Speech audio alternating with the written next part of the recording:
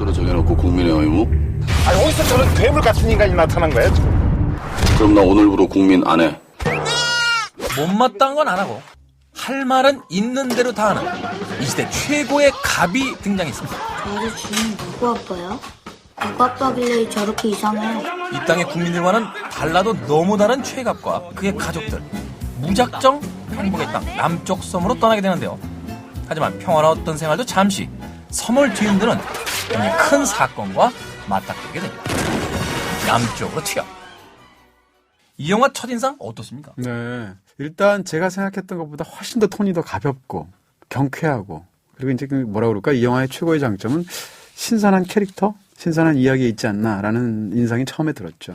오쿠다 히데오의 원작에 빚진 바 크겠습니다만 그 역할을 해내고 있는 배우가 바로 김윤석이라는 것을 알게 된다면 한국적 해석을 가하는 데 있어서 말하자면 굉장히 좋은 조건 하나를 끌어안고 만들어진 영화가 아닌가 하는 생각도 해봅니다. 네, 제가 일반 시사 보고 나오고 이제 계단을 걸어 나오는데 이제 일반 관객분이시죠. 뒤에서 남자 두 분이 따라 내려오면서 본인들끼리 이야기하세요. 그럴 때 얘기하는 게 진짜잖아요. 그렇죠. 와, 김윤석 연기 진짜 잘하지 않냐? 이러면서 두 분이 얘기하시는데 저희 얘기는 안 하나요? 접속 무비월드에서 몇 개 줄까? 뭐 이런 거요. 별점 몇 개 줄까? 이런 거. 그런 얘기 좀 해주셔야 되는데.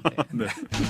아닌 게 아니라 이 남쪽으로 튀어를 김윤석 씨에 집중해서 영화를 보게 되면 거의 모든 장면에서 와 진짜 능란한 배우구나 라는 느낌을 주는 캐릭터에 대한 확신이라든지 또는 그걸 살려내는 방식이라든지 가장 인상적인 연기의 장면이 있다면 어떤 장면이 있을까요?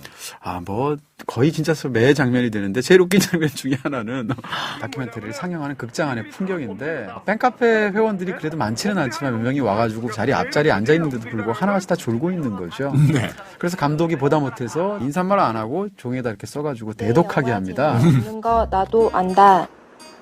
그래도 그렇지. 그렇게 자빠져 잘 거면 팬카페는 X랄났다고 만들었냐.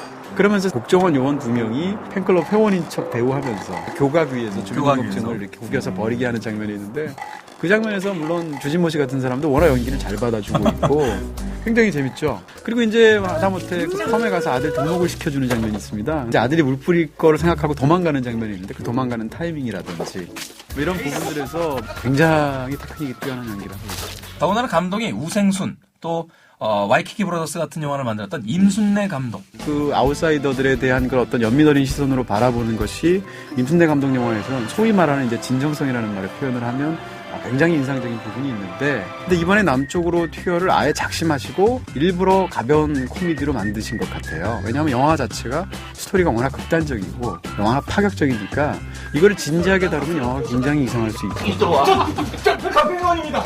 그 이상한 놈들?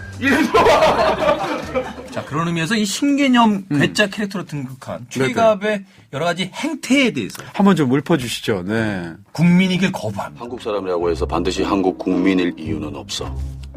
TV 수신료를 내라고 하니까 그냥 텔레비전을 던져버리죠. 그렇죠. 안 봐. 텔레비전이라고. 그리고 주인공이 만든 영화 제목이 주민등록증을 찢어라예요. 그렇죠. 주민등록증을 찢어라라는 명작이 있어. 그래서 주민등록증을 가위로 자르는 장면이 나오는데 그때 한 100개쯤 잘랐지 아마? 내가 제일 먼저 잘랐다. 감독으로서. 어찌나 속이 후련하던지. 극 중에서 이제 특히 아이들을 대하는 방식을 보게 되면 제일 웃겨. 어디가? 학교 가자 어디가.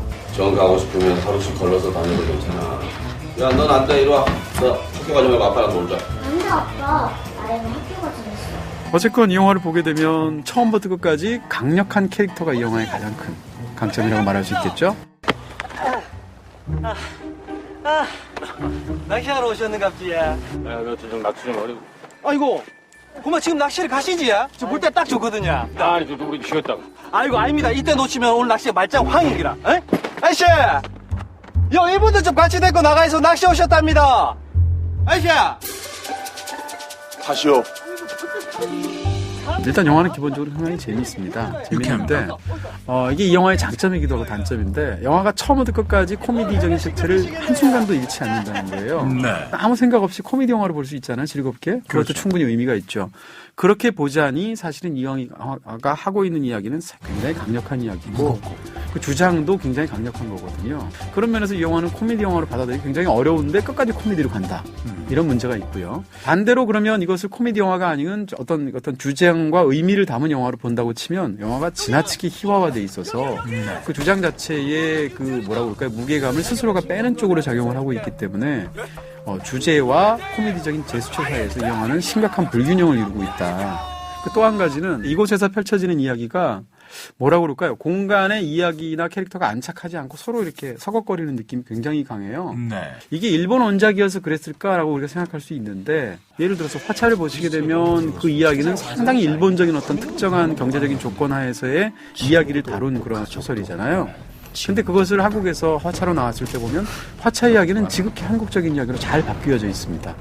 사실 남쪽으로 튀어에서 그 배경이 되는 주인공의 어떤 그 이야기들, 그 국가적인 어떤 시스템을 거부한다는 것은 네네. 사실 우리도 비슷한 역사를 가지고 있기 때문에 그렇죠. 한국적인 상황에 충분히 맞춰서 넣을 수 있는데 그런 면에서 봤을 때 이 영화가 캐릭터는 굉장히 강력하고 캐릭터가 하는 말들을 진짜 초강력 멘트들을 하는데도 불구하고 그것이 이야기 자체가 안착하지 않은 느낌이 있어서 영화가 이상하게 겉도는 느낌이 있다는 거. 그리고 이런 느낌도 있습니다. 이 영화의 연기일 텐데 예를 들어서 김윤석 씨를 중심으로 보게 되면 연기가 너무 훌륭하죠. 네. 그리고 조연들도 각각 단독으로 나올 때 이렇게 혹시 따로 나올 때 이렇게 보게 되면 연기를 잘합니다. 예를 들면 약간 소장급 중에서도 한예리 씨 같은 사람. 그렇죠. 코리아에서 유승복으로 진짜 연기 잘했잖아요. 선수 류승복입니다. 저는 이번이 첫 국제대회 출전이고 함경북도 북한의 국민 배우, 인민 배우. 네. 남북 합작 영화처럼 보이잖아요. 코리아가 진짜로. 그렇죠. 네. 한예리 씨라든지 또 그다음에 예전에 낯설의 주인공이었던 송삼동 씨가 있는데 여기서 이제 송삼동 씨의 어떤 그런 개인적인 매력이라든지 이런 것들이 이제 영화 속에서 잘 보임에도 불구하고 영화가 펼쳐지면 김윤석 씨만 보게 돼요. 근데 그것이 영화 전체적으로 보다 보면 아쉬움을 남기는 케이스가 됐다는 거죠. 자, 그렇다면 김윤석 씨의 연기가 이제 불을 뿜었던 영화 남쪽으로 튀어 네. 별점과 한 줄 정리는 어떻게 나올지. 이 영화에 대한 제 별점은 3개입니다. 3개. 네. 유쾌한 도발, 아쉬운 부조화. 영화를 보고 나면 남도에 가고 싶다. 네. 같이 가시게요.